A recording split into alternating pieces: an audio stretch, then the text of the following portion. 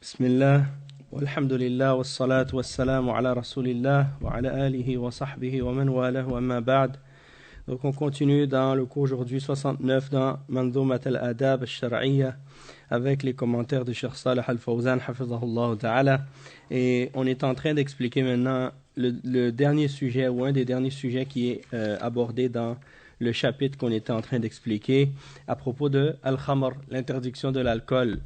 Et on avait déjà mentionné au dernier cours certaines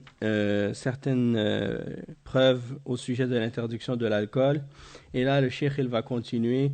Il dit wal khamru hiya ummul khaba'ith kama jaa fi al-hadith annaha ummul khaba'ith لأن شارب الخمر لا يتورع عن محرم قد يقع على أمه وعلى بنته وعلى غير زوجته لأنه ليس له عقل.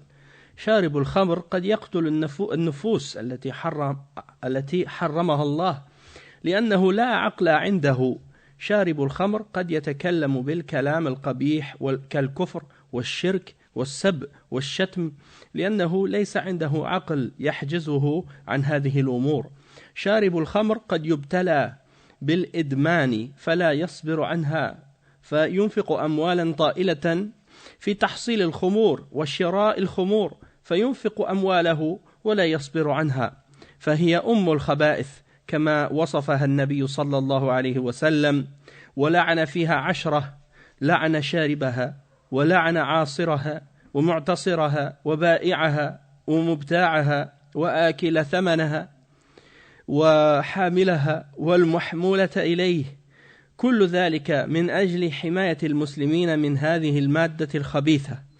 Donc Cheikh Al-Fawzan il explique que l'alcool c'est la mère des maux, la mère des saletés, la mère de tout ce qui est mauvais. Pourquoi on dit ça? Parce que tel que c'est attribué au prophète sallallahu alayhi wa sallam dans le hadith, parce que la personne qui boit de l'alcool, elle va pas s'empêcher de faire quoi que ce soit de ce qui est laid et de ce qui est haram.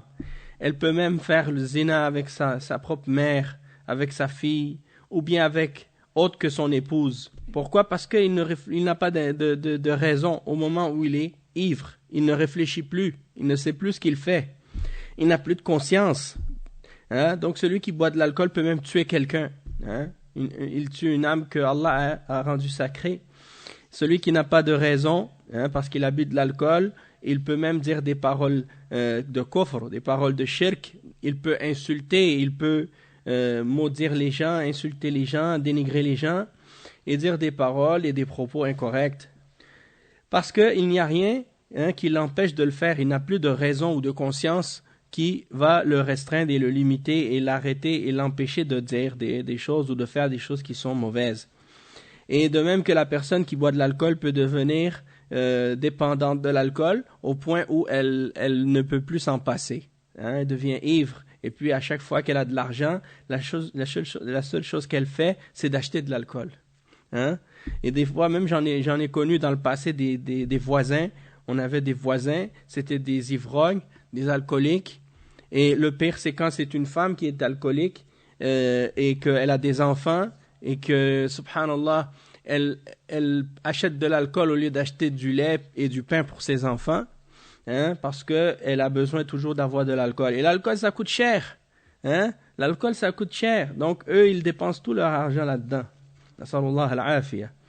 Et de plus en plus maintenant, au début, je me rappelle, il y a des kuffars, ils disaient « Oh non, un verre d'alcool de temps en temps, ça fait pas de mal. » Maintenant, les nouvelles recherches scientifiques qui ont été faites, elles établissent clairement les méfaits de l'alcool et tout ce qu'il y a de négatif dedans. Et ils déconseillent même de prendre même une petite quantité d'alcool. Hein? Donc ça, c'est des choses maintenant qui viennent confirmer le principe de l'islam, que l'alcool est mauvais. Hein? L'alcool, c'est quelque chose de mauvais et c'est quelque chose qu'il faut complètement interdire et bannir de toutes les sociétés parce que ça détruit les sociétés, ça détruit la santé, hein, ça fait beaucoup de mal. Donc comme le prophète sallallahu alayhi wa sallam il dit, c'est quelque chose qui fait partie du mal et c'est ummul khaba'ith, la mère de tous les maux, la mère de tout ce qui est mauvais. Et le prophète sallallahu alayhi wa sallam il a maudit par rapport à l'alcool 10 personnes ou 10 catégories Et c'est rapporté par At-Tirmidhi ainsi que Ibn Majah. Et dans ce hadith, il maudit non seulement celui qui boit l'alcool, mais celui qui fait, qui fait extraire du fruit ou de la plante ou de la source d'où l'alcool a été fabriqué. Il l'extrait de ça, l'alcool. Lui aussi, il a une part du péché. Lui aussi, il est maudit. De même que la personne qui demande que ce jus-là soit extrait pour pouvoir faire de l'alcool avec. La même chose, la même malédiction pour celui qui vend l'alcool et pour celui qui l'achète, celui qui se nourrit du fruit de cette vente et celui qui l'a transporté, celui vers qui c'est transporté. Tous ces gens-là sont complices dans le crime. Et ils ont tous donc une part de la malédiction de l'alcool, de qu'est-ce qui est relié à l'alcool. Donc c'est pas seulement celui qui le boit qui commet le péché. Parce qu'il y a des gens qui pourraient dire « Ah, mais moi je fais pas de péché, je bois pas d'alcool. » Sauf qu'il a un magasin et il vend l'alcool dedans. Il est pire que celui qui le boit. Parce que non seulement il le boit pas, mais il le vend aux autres et il fait de l'argent avec.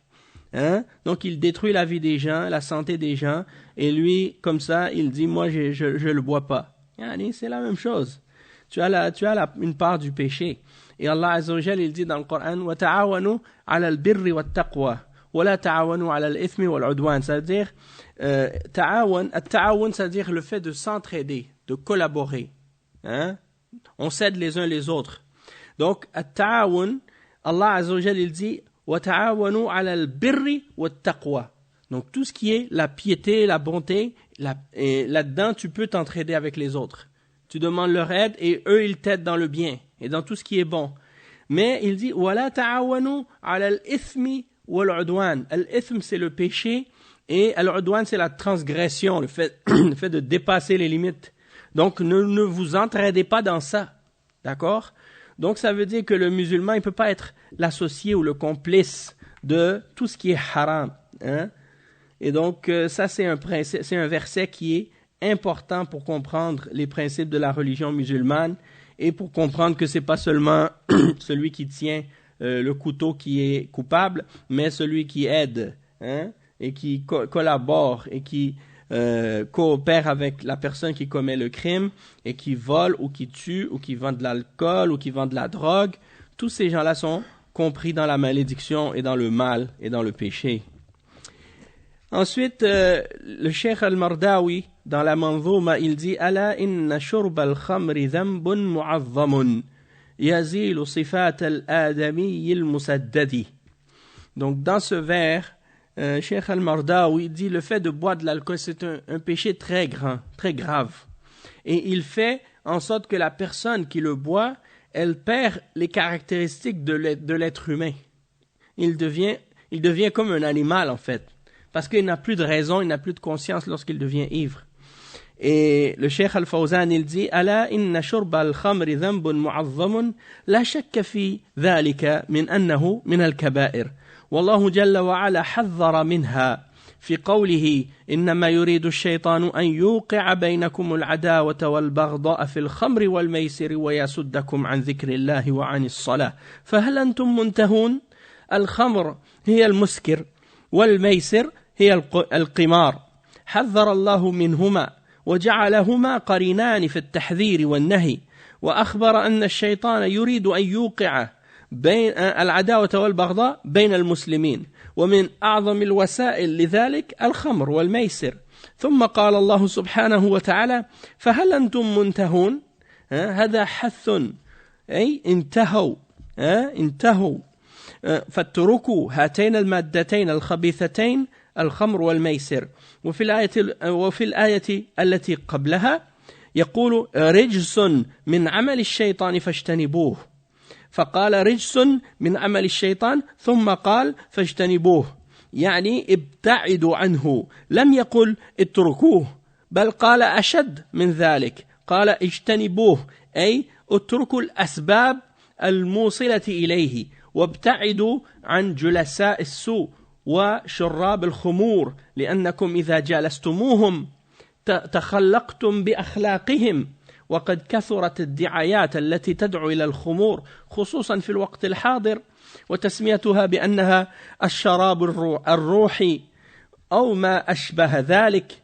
وجاء في الحديث أن الخمر في آخر الزمان تسمى بغير اسمها، يسمونها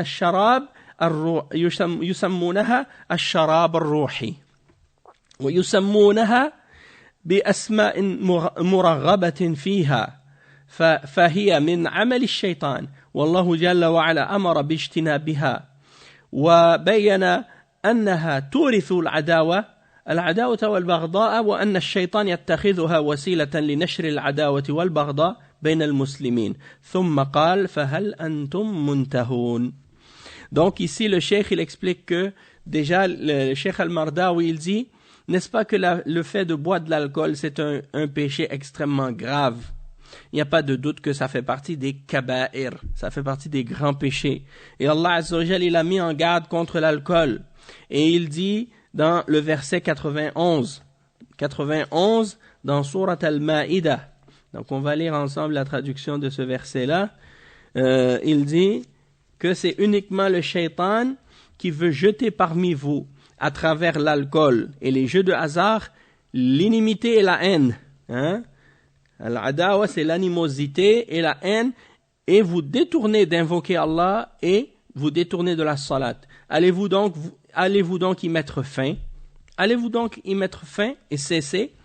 Donc, l'alcool, comme on l'a expliqué, al-khamr en arabe, on a dit que ça pouvait désigner tout ce qui couvre la raison. Al-khamr ma khamar al-aql. Tout ce qui couvre la logique, la raison, la conscience, ça fait partie de ce qui est interdit. Et le prophète sallallahu alayhi wa sallam, il dit kullu muskirin khamr wa kullu khamrin haram. Tout ce qui est intoxicant et qui couvre la raison ou la conscience, c'est du khamr, et tout ce qui est khamr, c'est haram. Donc, le muskir, c'est ce qui est enivre, c'est ce qui est, comme on a dit, une boisson qui a été fermentée et qui est devenue alcoolisée. Et al-maysir, qui est mentionné dans le verset, c'est les jeux de hasard, que ce soit les casinos, la loterie, les billets de loterie qu'on achète avec des numéros dessus ou des choses de ce genre, ou bien ça peut être les trucs qu'on gratte pour savoir si on a gagné ou si on a perdu. Ça fait partie de al-maysir aussi. Et également le fait de parier par exemple sur des matchs de sport ou bien des courses, de faire des paris. Il y a beaucoup de choses qui peuvent rentrer dans al-maysir. Et al-maysir, c'est aussi, on l'appelle al-qimar. D'accord? Al-azlam, c'était des trucs que les gens utilisaient pour tirer au sort, ou bien pour savoir s'ils avaient de la chance ou non, ou quelque chose comme ça. Al-ansab, mais je crois que c'est les statues ou les idoles que les mouchriquines ils adoraient. Il dit dans le verset innama al-khamr wal-maysir wal-ansab wal-azlam. Donc c'est ça. Donc al-khamr wal-maysir, on a dit c'est le vin et les jeux de hasard. Wal-ansab, c'est les pierres dressées. Donc les pierres dressées, c'est les choses que les mouchriquines ils adoraient. Wal-azlam, c'est les flèches de divination, c'est-à-dire c'est des flèches qu'ils utilisaient pour ça ressemble aussi à des trucs des jeux de hasard. Je pense qu'ils mettaient je suis pas certain, mais je pense, parce qu'il dit les flèches de divination, c'est-à-dire ils mettaient des trucs, puis ils lançaient la flèche, et si la flèche tombait sur quelque chose, là ils devaient prendre cette chose-là, ou quelque chose comme ça. Donc, faudrait retourner au tafsir si vous voulez, pour qu'on voit la réelle signification. Les dés aussi, un-nard, nard, ça rentre dans les dés. Les dés les trucs en cube là, les cubes avec ouais, c'est ça, un-nard, ça s'appelle un-nard. Et ça c'est interdit aussi, un-nard. Bon, al-ansab, yani al-awthan. Cheikh l'imam al-Baghawi, dans son tafsir, il dit, ça c'est le mukhtasar, الميسر أي القمار والأنصاب يعني الأوثان سميت بذلك لأنهم كانوا ينصبونها واحدها نصب نصب فتح النون نصب بفتح النون وسكون الصاد نصب ونصب بضاد النون مخففا ومثقلا والأزلام يعني الأقداح التي كانوا يستقسمون بها وأن تستقسموا بالأزلام ذلكم فسق. Ça c'est dans l'autre verset dans Surat Al-Ma'ida au début. واحدها ظلم أو ظلم ورجس يعني خبيث مستقذر. Donc ça c'est dans Tafsir Al-Baghawi et dans Tafsir Al-Sa'di on va voir juste pour voir s'il ne donne pas plus de détails. الميسر هو جمع المغالبات التي فيها عوض عن الجانبين من الجانبين فالمراهنة ونحوها والأنصاب التي هي الأصنام والأنداد ونحوها مما ينصب ويعبد من دون الله والأزلام التي يستقسمون بها فهي الأربعة نهى الله عنها وزجر وأخبر عن مفاسدها. Donc il n'y a pas plus de détails que ça ici, mais peut-être que dans d'autres tafsirs je vérifierai à la maison, Inch'Allah. على كل حال ici le cheikh il explique donc que les jeux de hasard, l'alcool, ces deux choses-là sont mentionnées dans cette partie du verset et il explique que c'est des choses qui sont instigées par le shaitan. C'est le shaitan qui amène qui encourage ces choses-là pour faire en sorte qu'il y ait de l'animosité, de la haine entre les hommes, entre les musulmans. Parce que c'est parmi les plus grandes causes d'animosité et de haine. Pourquoi? Parce que les gens, lorsqu'ils sont ivres, eh bien, ils se disputent pour rien. Ils font des choses qui peuvent mettre en colère les autres. Et aussi, quand les gens jouent au hasard, ils font des jeux de hasard, par exemple, des jeux de cartes, ou des jeux de dés, ou des jeux de loterie ou autres. S'il y a, par exemple, des perdants, parfois quand il y a des gens qui font des jeux dans les casinos, des choses comme ça, eh bien, quand il y a des perdants, ça fait en sorte qu'il y a des gens, parfois, ils perdent beaucoup d'argent d'un seul coup, ou ils doivent beaucoup d'argent à quelqu'un. Hein? Et là, à cause de ça, bien entendu, ça fait des disputes. Parce que la personne, si elle ne peut pas payer tout de suite, eh bien là, les gens, ils vont dire hey, « tu me dois de l'argent, il faut que tu me payes ». Des fois, il y a le suicide, comme tu dis, mais des fois aussi, il y a des gens, ils vont même, disons, faire du mal à la personne pour qu'elle paye. Hein? Surtout quand c'est des trucs de mafia ou des affaires comme ça. Là. Allah al-Musta'an. Donc, en plus, c'est de l'injustice. Hein? Tu vois, il y a des gens, parfois, ils partent dans le casino comme ça, ils vont pour jouer et ils vont mettre, par exemple, ils vont dire, bon, je vais seulement parier pas plus que $1000. Et si je gagne, je vais gagner plus, je vais avoir beaucoup d'argent. Et après, ils jouent $1000. S'il gagne au début, il continue à jouer et là, tout d'un coup, il perd. Alors, il dit, je vais jouer encore pour regagner qu'est-ce que j'ai perdu. Et il continue à perdre, il perd. Et après, quand il finit la soirée, il a perdu peut-être $3000, $4000, $5000, et si c'est pas plus. Et ça, tout cet argent-là, ça va dans la poche du gouvernement parce que ici au Canada, ça appartient à l'Auto-Québec. Ouais. Oui, c'est ça. Ouais. Et puis, ils perdent rien en fait. Il y a des endroits, aux États-Unis, c'est comme tu dis, c'est privé. Chaque personne, ils vont... Et des fois, c'est des organisations criminelles qui profitent de ces casinos-là pour blanchir l'argent ou pour faire plein d'autres trucs. Ala kulli hal, tout ça, c'est interdit dans l'islam. Non, c'est ça. C'est comme ça, les gens, ils font des bêtises. C'est pas pour rien maintenant, si tu conduis, on dit drink and drive, comme on dit, boire au volant ou conduire en état d'ébriété, c'est un crime. Pourquoi? Parce que si tu frappes quelqu'un, tu peux le tuer. Puis quand tu conduis, tu vas dire, mais c'est pas de ma faute, j'étais ivre. Hein? Mais c'est pas une excuse, il fallait pas conduire. Hein? Et c'est la même chose aussi pour celui qui conduit avec l'état de, comme s'il n'a pas bu d'alcool, mais il a fumé de la drogue, par exemple. Il y a des gens qui aussi vont violer des femmes quand ils sont ivres. Et puis c'est arrivé même, je ne sais pas si c'était ici au Canada ou aux États-Unis, quelqu'un qui était ivre, il a violé une femme.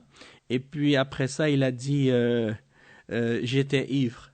Et puis ils l'ont pardonné, ils l'ont excusé de son crime. Des fois, c'est les deux qui sont ivres, l'homme et la femme. Quand ils se réveillent, ils savent même pas qu'est-ce qui s'est passé, hein? Et ils savent pas comment ils ont fait pour arriver là. Allah al-Musta'an. Oui, j'ai entendu cette histoire. Avant l'interdiction de l'alcool, oui. Oui, non. Oui, c'était avant l'interdiction de l'alcool, oui. Oui, il avait dit des propos, mais le prophète sallallahu alayhi wa sallam a su que il était ivre. Alors, ouais, c'est ça. Puis ensuite, l'alcool a été oui, par la suite, l'alcool a été interdit, oui. À Médine, c'était Al-Madina. Donc, qu'est-ce que je voulais dire? Donc, ensuite, c'est ça. Tout ça, c'est des exemples qui expliquent pourquoi Allah Azza wa Jalla a interdit l'alcool. Et il dit, فَهَلْ أَنْتُمْ مُنْتَهُونَ? Hein? Donc, ça, c'est une incitation. Est-ce que vous n'allez pas cesser? Est-ce que vous n'allez pas cesser de le boire avec toutes ces preuves-là? Et ça, c'est donc une incitation à stopper et à arrêter de boire de l'alcool. Et il dit, alors cessez de consommer et de faire ces deux choses mauvaises, l'alcool et les jeux de hasard. Et il dit auparavant, c'est-à-dire dans le verset 90, le verset juste avant, on a lu tout à l'heure, que c'est une impureté ou une souillure du shaitan qu'il fait pour vous éloigner du rappel d'Allah et de la salat. Donc il dit le vin, les jeux de hasard, les pieds dressés, les flèches de divination ne sont qu'une abomination, rijs, œuvre du diable. Écartez-vous-en afin que vous réussissiez. Et le cheikh, il dit, quand il dit écartez-vous-en, c'est encore plus strict et encore plus dur que de dire cessez de le faire ou arrêtez de le faire. Parce que écartez-vous-en, ça veut dire arrêtez de faire tout ce qui est une cause qui pourrait vous y amener. Donc, c'est pas seulement l'interdiction de l'alcool, mais l'interdiction de tout ce qui pourrait t'amener à le boire. Comme par exemple, le fait même de s'asseoir avec des gens qui boivent de l'alcool. Le prophète sallallahu alayhi wa sallam a interdit qu'on s'assoie à une table autour de laquelle on sert de l'alcool. Même si toi tu bois pas, tu dis non, je bois pas, mais eux ils boivent à la table, tu dois te lever et quitter la table. Tu restes pas assis avec des gens qui boivent de l'alcool, même si tu bois pas. Hein? Et donc le fait de boire de l'alcool, tu vas dire oui, ça c'est clair que c'est haram, mais si je suis assis avec des gens qui boivent, où est-ce qu'il est le mal? Parce que moi je bois pas. Oui, mais toi tu es complice avec eux parce que tu es assis pendant qu'ils boivent, ils sont en train de faire ce péché-là, et toi tu les accompagnes dans le péché, donc c'est comme si tu le faisais avec eux. Puis en même temps aussi, le fait de t'asseoir avec eux, puis de les voir en train de boire, c'est quelque chose qui ouvre la porte à la tentation. Peut-être que toi aussi, tu vas vouloir commencer à boire de l'alcool.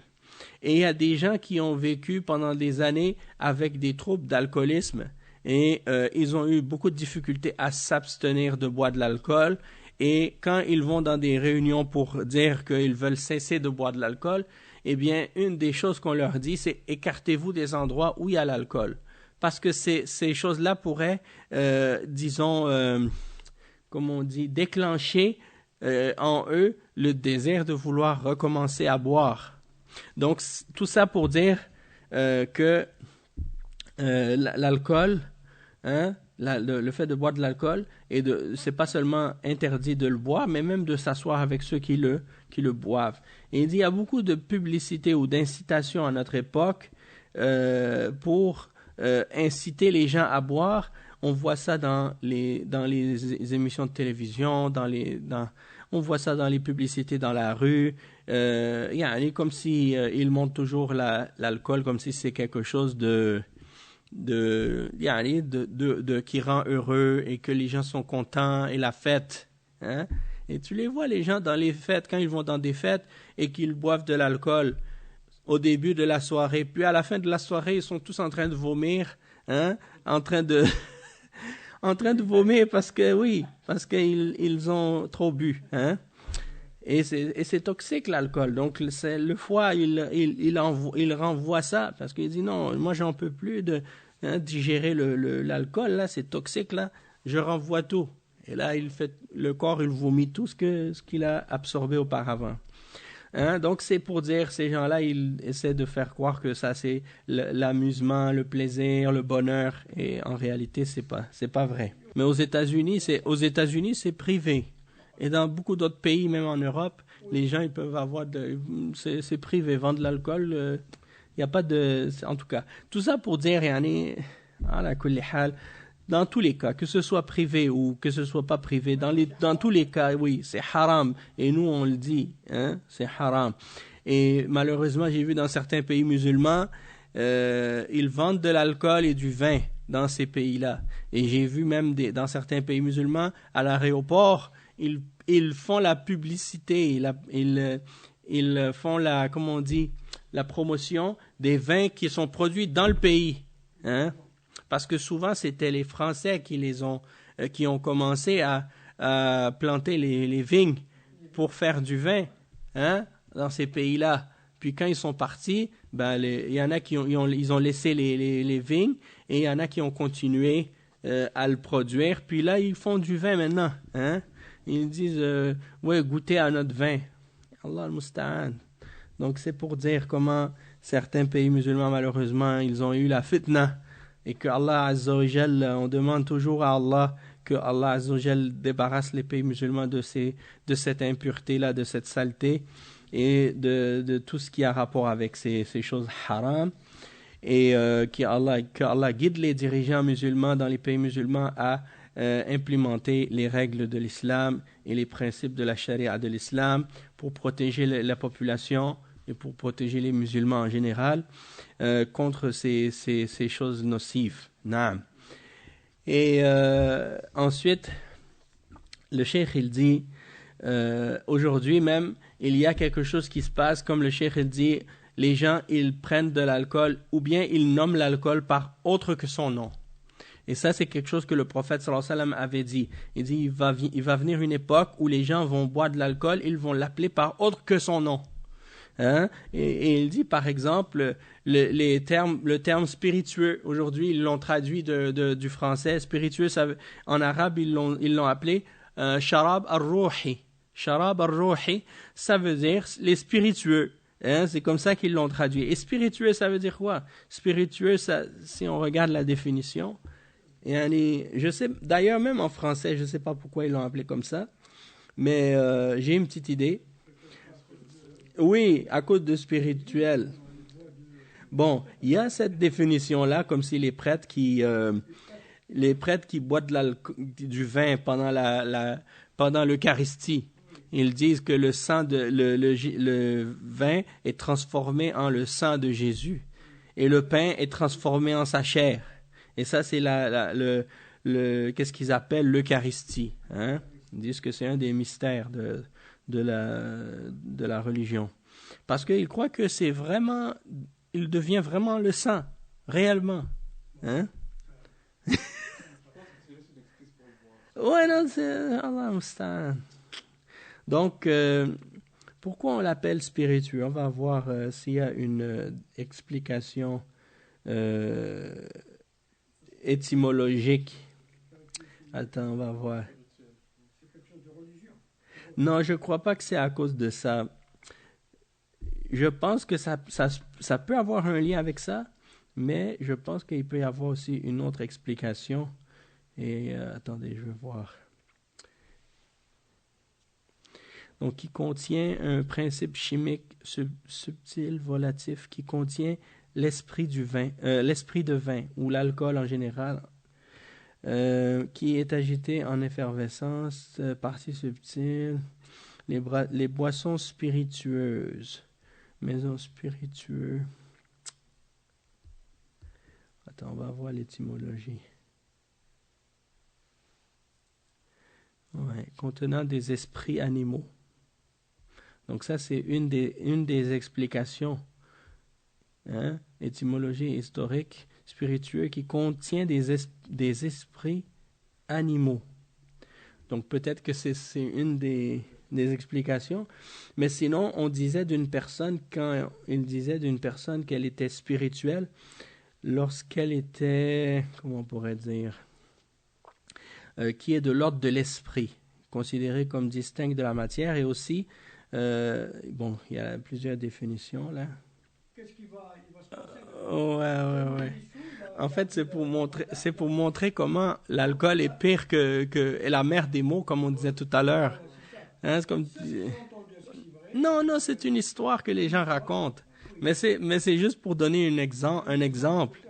Parce que tu vois, c'est ça, parce ils lui ont donné le choix entre boire de l'alcool, faire le zina ou bien tuer.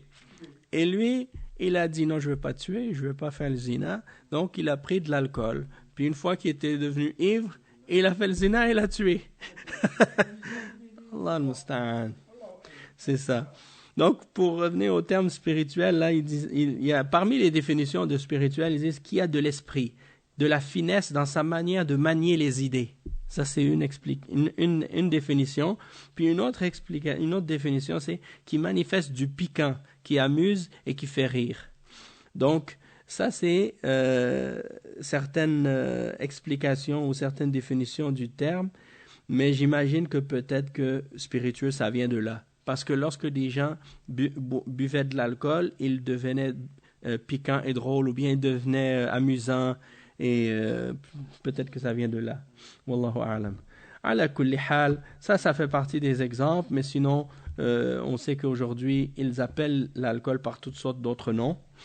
Et l'important, c'est pas savoir le nom, mais de savoir la réalité de la substance. Et est-ce que cette substance-là, elle est intoxicante, enivrante ou non? Et si c'est le cas, alors à ce moment-là, c'est haram, peu importe le nom. Et la même chose pour les drogues. Hein? C'est la même chose pour les drogues aussi. Et le cheikh, il dit, ça fait partie des œuvres du shaitan. Et Allah Azza wa Jal nous a donc ordonné de nous en écarter parce que ça amène l'animosité et la haine. Et le shaitan l'utilise comme moyen pour propager cette haine entre les musulmans. Alors, allez-vous vous en abstenir, hein? Et ensuite, Cheikh Al-Mardawi, il dit فَيُلْحَقْ بِالْأَنْعَامِ بَلْ هُوَ دُونَهَا يُخَلَّطُ فِي أَفْعَالِهِ غَيْرَ مُهْتَدِي. Donc, il dit, il devient comme un animal, en fait. On va le rattacher au domaine des animaux, hein? Même plus bas encore. Parce que il devient comme eux dans son agissement et dans ses comportements lorsqu'il est ivre.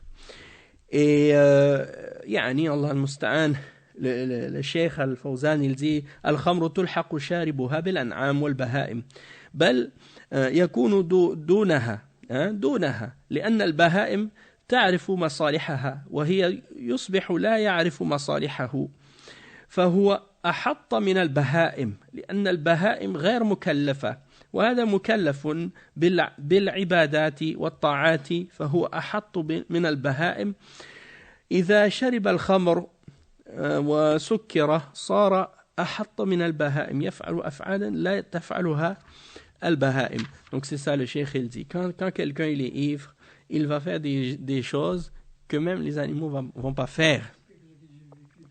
Oui, des choses qu'on a vues même avec nos propres yeux. Yani Allah al-Musta'an.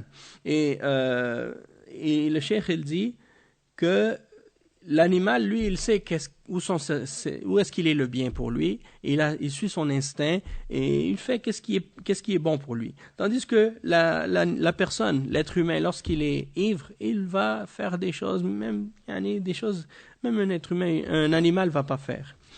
Et ensuite, le Cheikh Al-Mardawi dit وَيَسْخَرُ مِنْهُ كُلَّ رَاءٍ لِسُوئِهِ وَيَسْخَرُ مِنْهُ كُلَّ رَاءٍ لِسُوءِ مَا.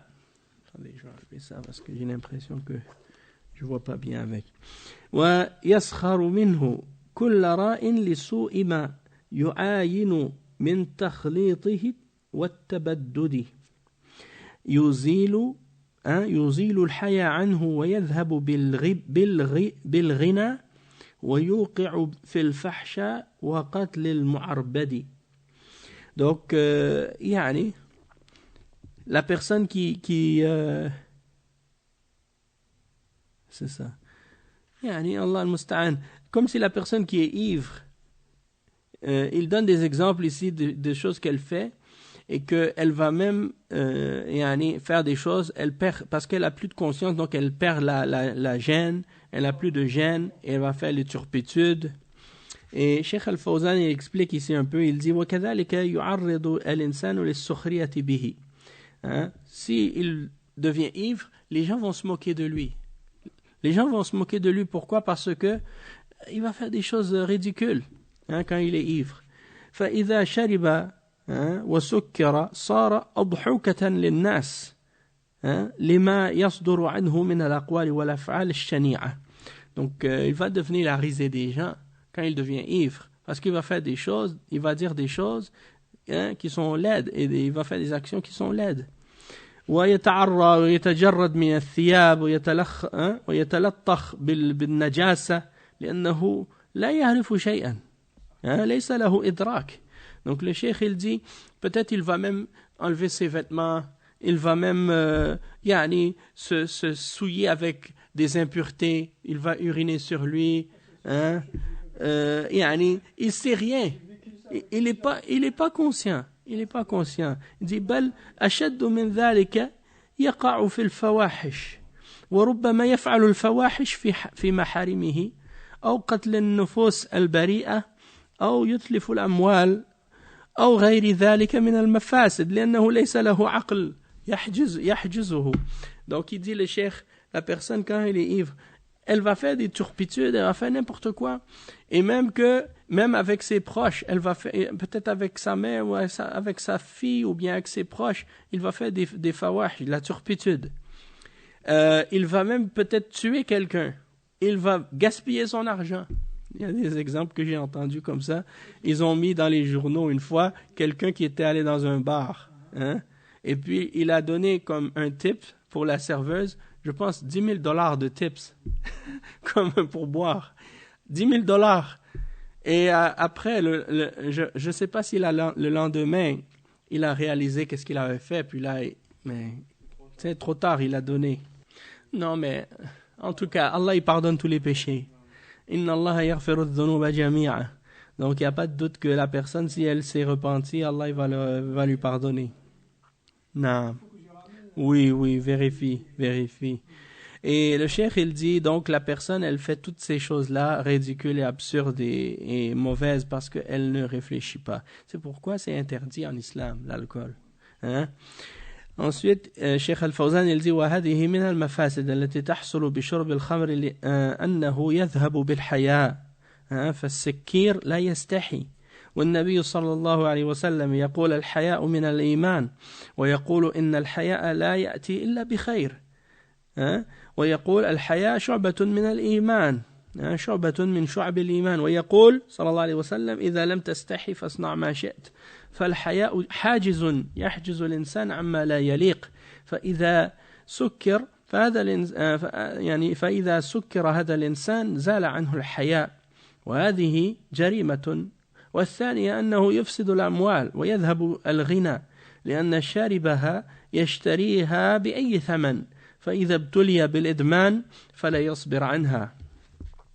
Donc, parmi les méfaits de l'alcool, le cheikh il explique que ça fait que la personne elle perd sa gêne, elle va plus avoir de gêne ou de honte ou de réserve. Et ça c'est une chose, même les gens, surtout les jeunes, parfois il y en a qui sont timides, il y en a qui sont réservés, et quand ils vont dans des fêtes, les amis de ces gens-là, ils vont dire « Ah, mais toi, t'es trop timide, bois un peu d'alcool, ça va te rendre un peu moins gêné, comme ça tu vas être plus, tu vas avoir plus de plaisir, tu vas plus t'amuser, Alors, ils boivent de l'alcool et puis là, la personne, elle se lâche, elle commence à faire n'importe quoi. Et puis, Allah al-Musta'an. Et je me rappelle, quand j'étais au secondaire, ils avaient fait venir un homme pour donner un témoignage aux élèves à propos peut-être c'était à propos de justement d'avertir les jeunes à propos de la drogue, à propos de l'alcool. Et il racontait des histoires, ce monsieur-là, subhanallah. Quand il est venu dans la classe, il a expliqué comment il a attrapé le sida. Hein? Il disait qu'il allait dans les fêtes, il prenait de la drogue, il buvait de l'alcool, et puis le lendemain matin, il se réveillait avec des gens. Hein? Il dit, le lendemain matin, je me réveille dans le lit avec quelqu'un. Des fois, c'est un homme, des fois, c'est une femme. Ouais, et il dit, je sais même pas qu'est-ce qui est arrivé et qui ces gens-là sont. Hein? Et donc, un jour, il est allé, il est allé se faire tester, puis il a découvert qu'il avait le sida. Pourquoi? Parce il était tellement, comme on dit sur la fête, il faisait des fêtes tout le temps, il buvait de l'alcool, il prenait de la drogue, et les gens, quand ils sont drogués, ils font n'importe quoi, et puis c'est ça le résultat. Le résultat, c'est que les gens, ils attrapent parfois même des maladies comme le sida à cause de ça. Donc, tout ça pour dire, comme le cheikh il dit, quand quelqu'un il perd la raison, il devient ivre, il n'a plus de gêne, il n'a plus de pudeur. Et le prophète sallallahu alayhi wa sallam, il dit, la pudeur fait partie de la foi. Et c'est rapporté par Al-Bukhari. De même que dans un autre hadith, également rapporté par Al-Bukhari, il dit, Al-Haya, la pudeur, ne ramène que du bien. La ya'ti illa bi khayr.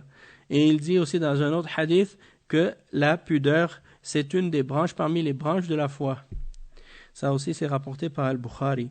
Et un autre hadith, il dit, si tu n'as pas de gêne, fais ce que tu veux.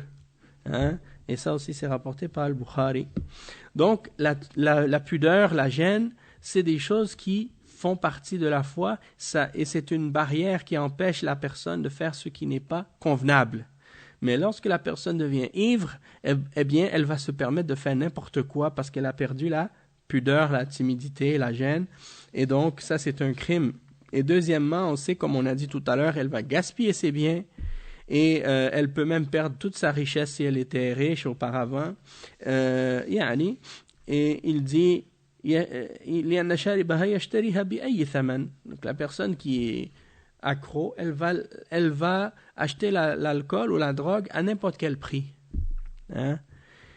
Et s'il devient accro ou bien devient dépendant de ça, il ne peut plus s'en passer. Et on a vu des gens qui étaient drogués, hein?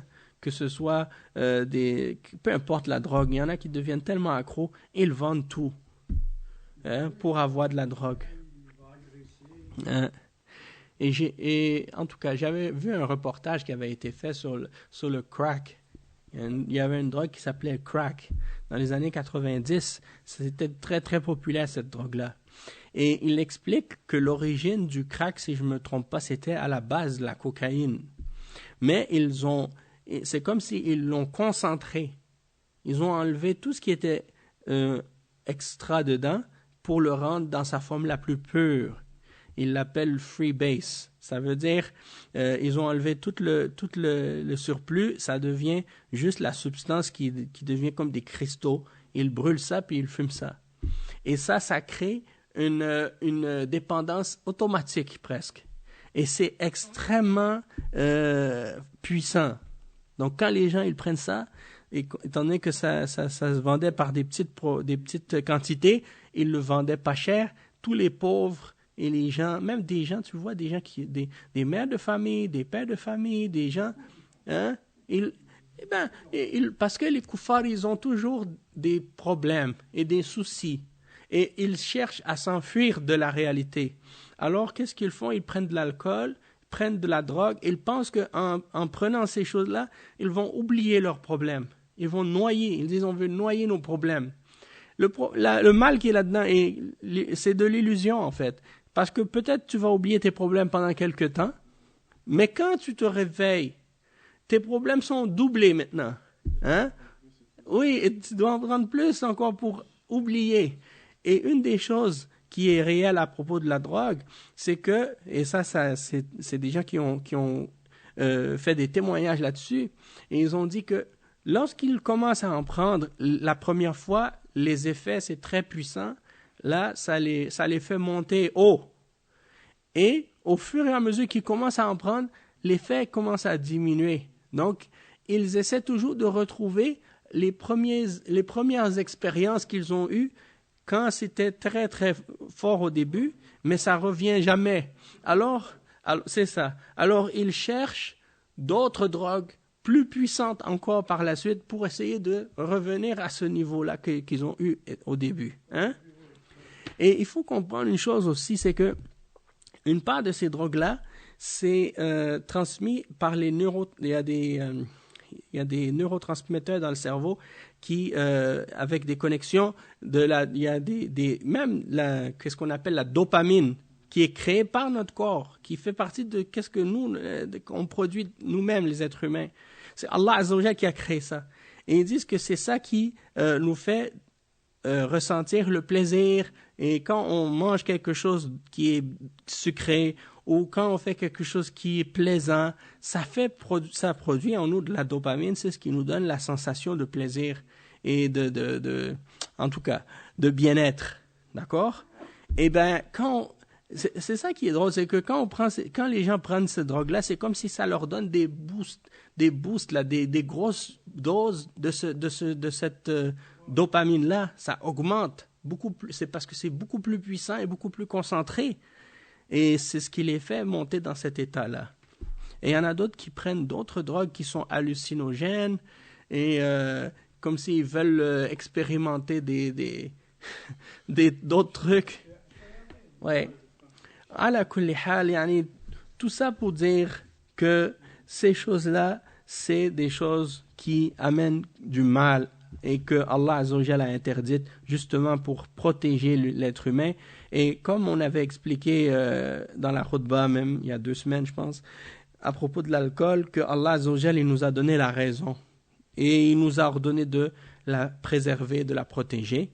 Donc le fait de s'abstenir de ces choses-là, ça rentre dans justement les règles de l'islam pour protéger ces choses-là. Et le cheikh il dit ومن آفاتها أنها توقع شاربها في الفحشاء من الزنا واللواط والسباب والشتم وتوقع في قتل النفوس التي حرم الله قتلها. Donc ici le cheikh il dit parmi les méfaits de l'alcool et de la drogue, ça fait tomber dans la turpitude, le zina, la sodomie, les insultes, toutes ces mauvaises paroles et même parfois jusqu'au meurtre que Allah a interdit. Après, Cheikh Al-Fawzan, il dit, attends, laissez-moi voir combien il reste. Ouais, ok. Il dit, وَكُلُّ صِفَاتِ الذَّمِّ فِيهَا تَجَمَّعَتْ وَكَذَا سُمِّيَتْ أُمُّ الْفُجُورِ فَأَسْنِدِي فكم آية تنبي بتحريمها لمن تدبر آيات الكتاب الممجد. Donc, dans ces 2 vers-là, le Cheikh Al-Mardawi, il dit que toutes les mauvaises caractéristiques sont réunies dans l'alcool. Et il dit que c'est pour ça qu'on l'appelle Ummul Fujur, Ummul Khaba'ith, comme on a dit tout à l'heure. Et il dit qu'il y a même une narration à ce sujet-là. Et il dit que combien de versets dans le Coran interdisent le fait de boire de l'alcool dans le livre d'Allah pour celui qui réfléchit.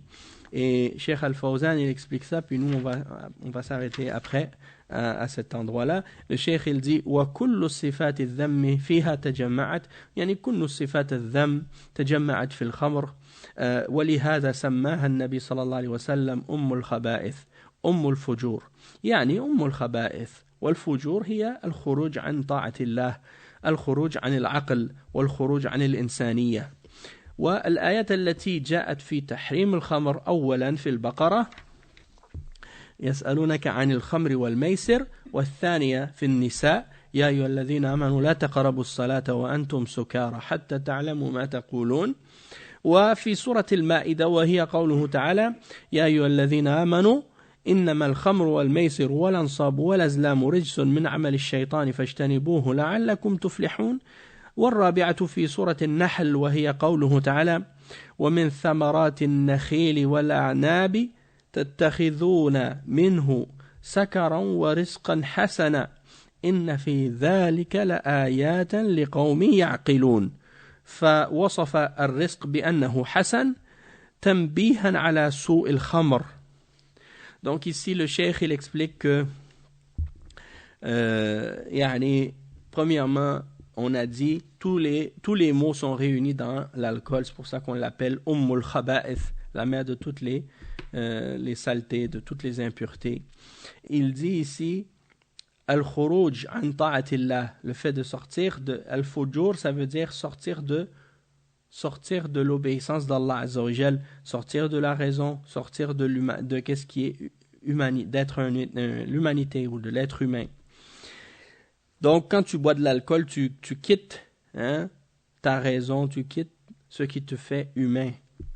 Et il dit également que les versets qui sont mentionnés dans le Coran, dans lesquels Allah a interdit l'alcool, sont nombreux. Et en premier, il y a le verset 219 dans Surat Al-Baqarah, lorsque Allah Azza wa Jal, il dit, et il te demande au sujet de l'alcool et des jeux de hasard. Le deuxième verset, c'est dans Surat Al-Nisa, verset 43, dans lequel Allah Azza wa Jal dit, ô vous qui avez cru, n'approchez pas de la salat alors que vous êtes ivres, jusqu'à ce que vous sachiez ce que vous dites.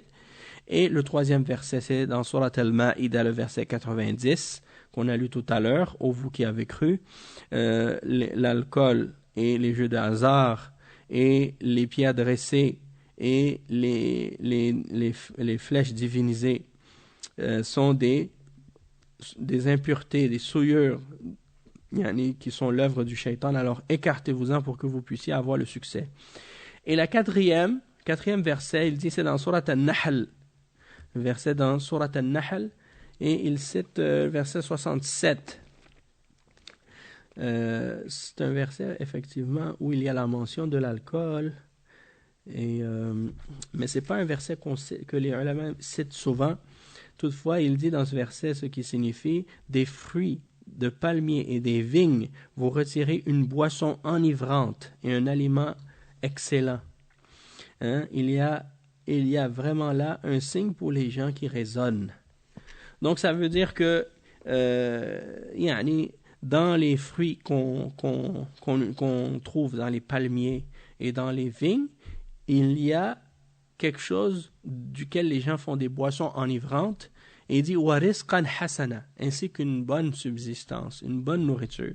Donc le cheikh il dit ici on a décrit la subsistance comme étant bonne pour indiquer en même temps que l'alcool ou la boisson enivrante qu'on fait avec, c'est mauvais. Oui, c'est ça. Donc, c'est ça. Donc, on va s'arrêter ici pour aujourd'hui. On continuera la suite, bi'idhnillah, au prochain cours. Inch'Allah, il y a encore quelques points à clarifier sur ce sujet-là. Et donc, on le fera à la prochaine fois, bi'idhnillah. Subhanakallahumma bihamdika, ashhadu an la ilaha illa ant, astaghfiruka wa atubu ilayk. Wa sallallahu wa sallam ala nabiyyina Muhammad wa ala alihi wa sahbihi ajma'in. Wassalamu alaikum wa rahmatullahi wa barakatuh.